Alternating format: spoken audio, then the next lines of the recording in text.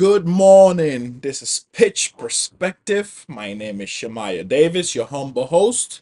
And today is June 17th, 2024, on a Monday. And this is Pitch Perspective, where we dive into what's going on in the football world.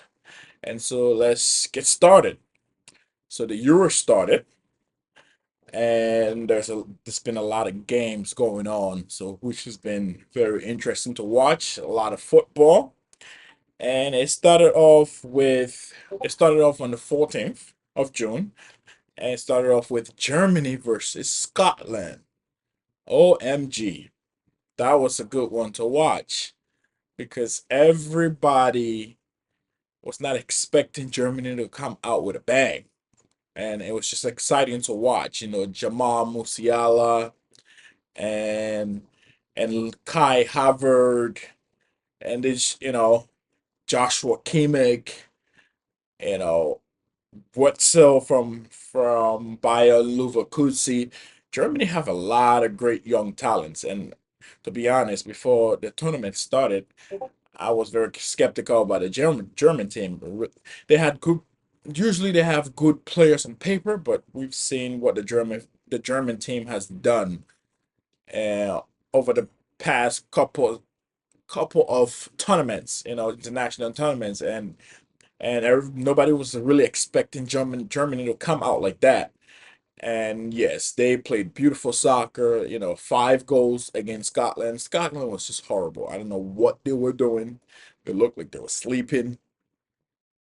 And so it was a great game. And I really do think that Germany is the dark horse of this tournament because, man, they look so good. But some will say that it's against lesser opponents like Scotland. Scotland's not really that good, but my argument is these guys are professionals on the Scotland team. These are guys that some of them play in the Premier League, which is one of the hardest leagues, to play in.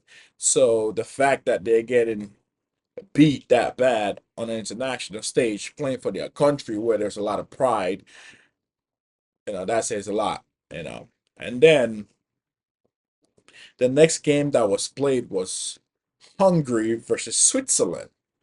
So Switzerland has been doing great over the past few tournaments that they play in. I remember the last European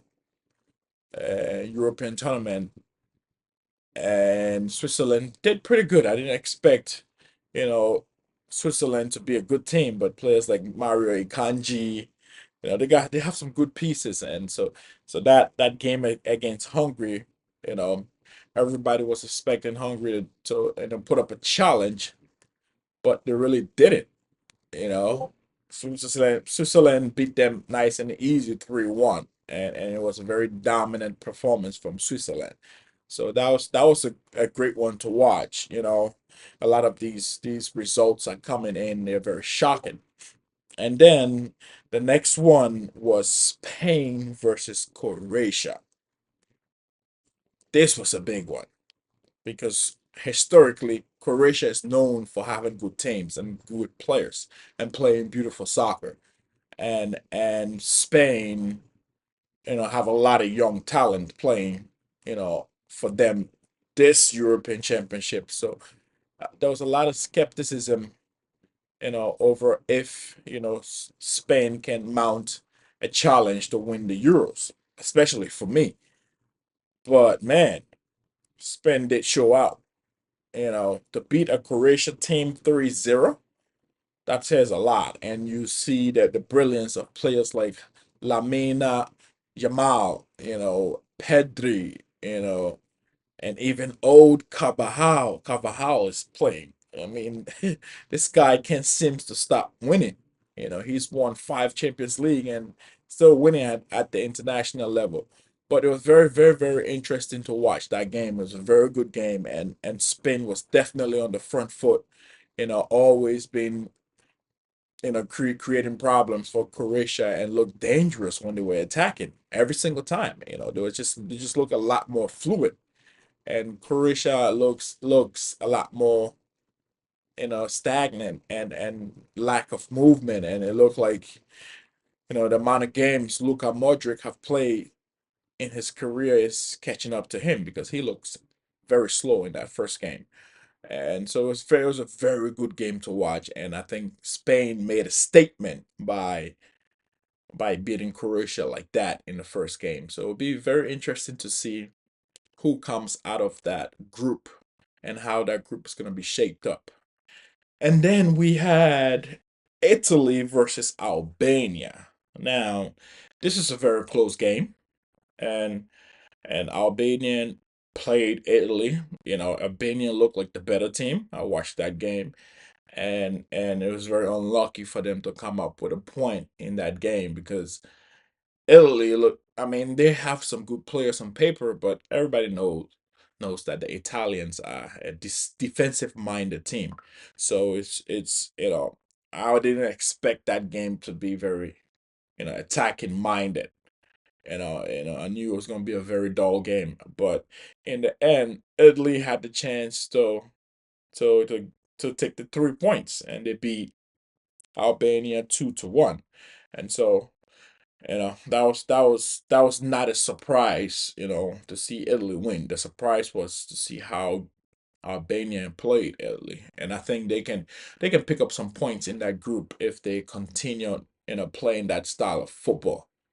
And and then on the 16th, which was yesterday, there was some heavy hitters. So there was Poland versus the Netherlands, and that was a very, very, very intriguing, exciting game.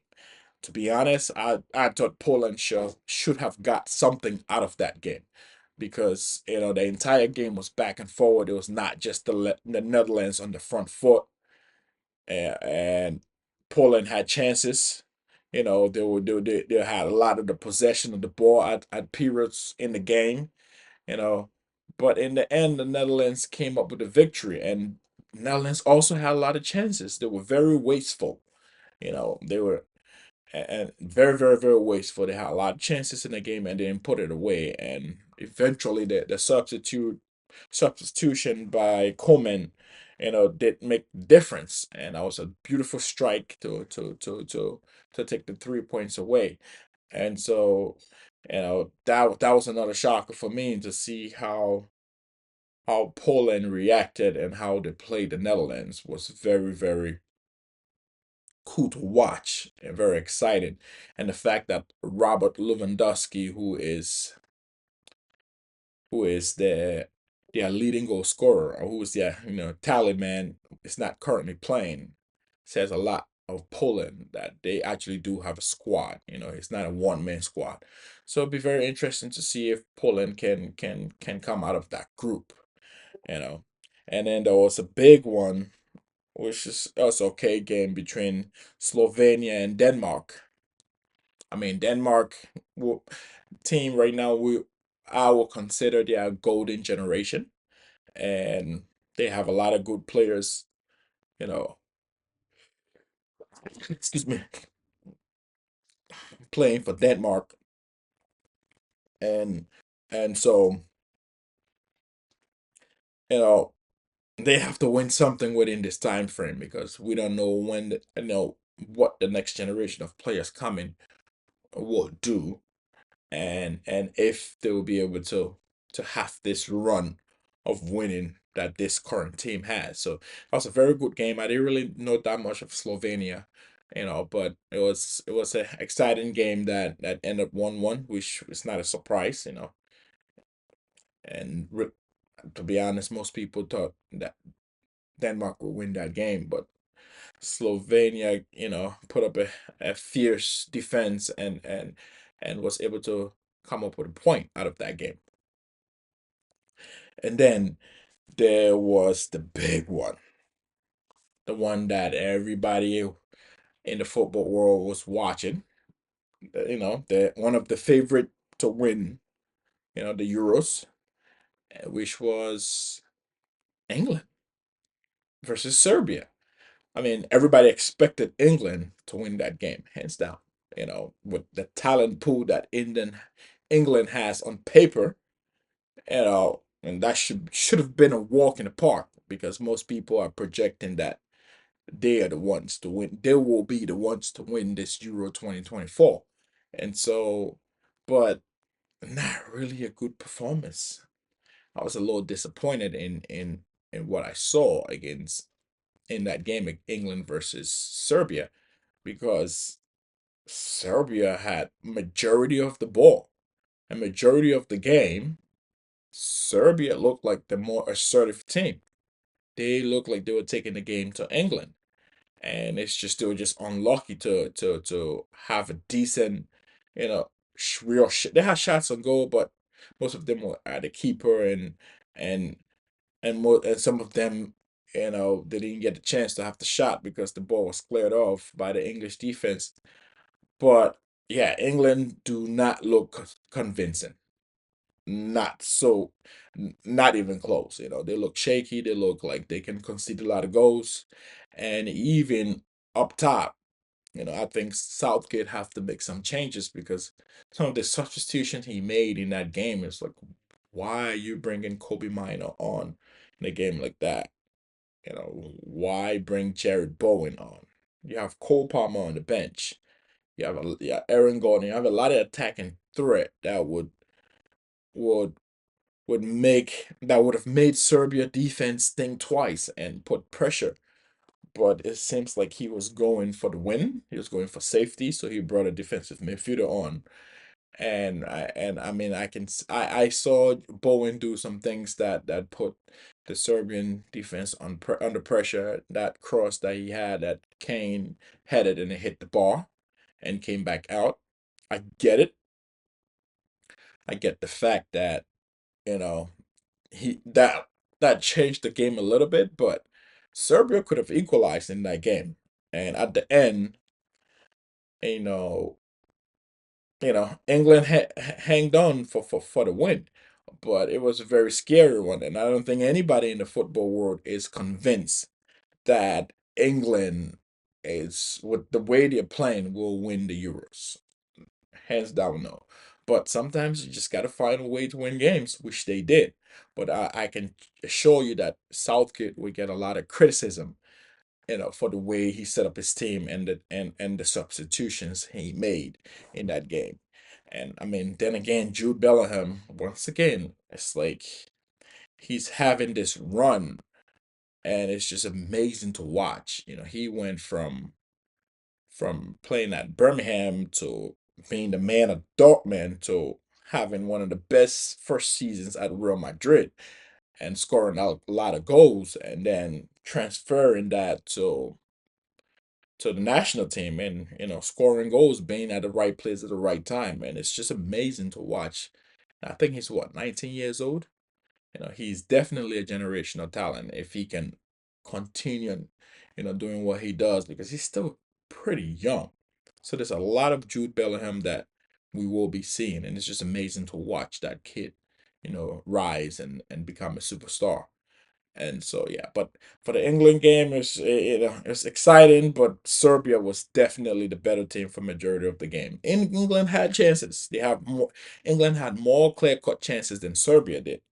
But just overall play, possession, and controlling of the game, Serbia was a better team, and it'll be very interesting to see how England progress during the tournament because yeah, that was not a convincing performance. So we'll see.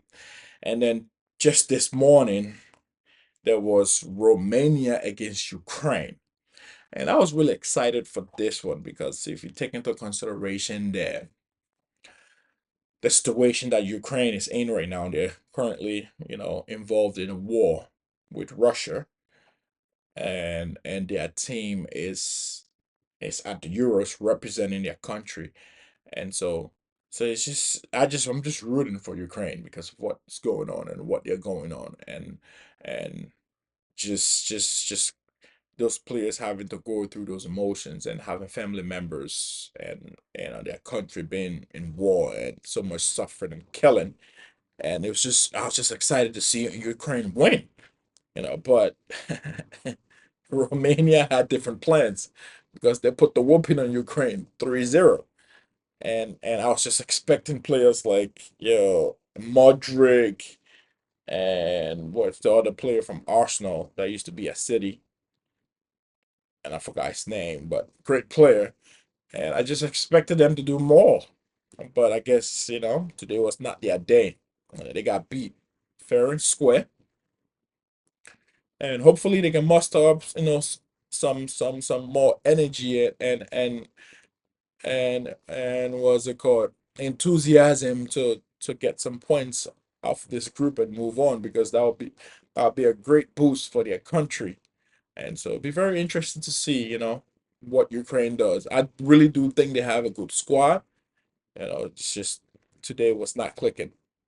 And so that's the Euros to 2024 in a nutshell in Germany. And my predictions are Germany and France will be in the final.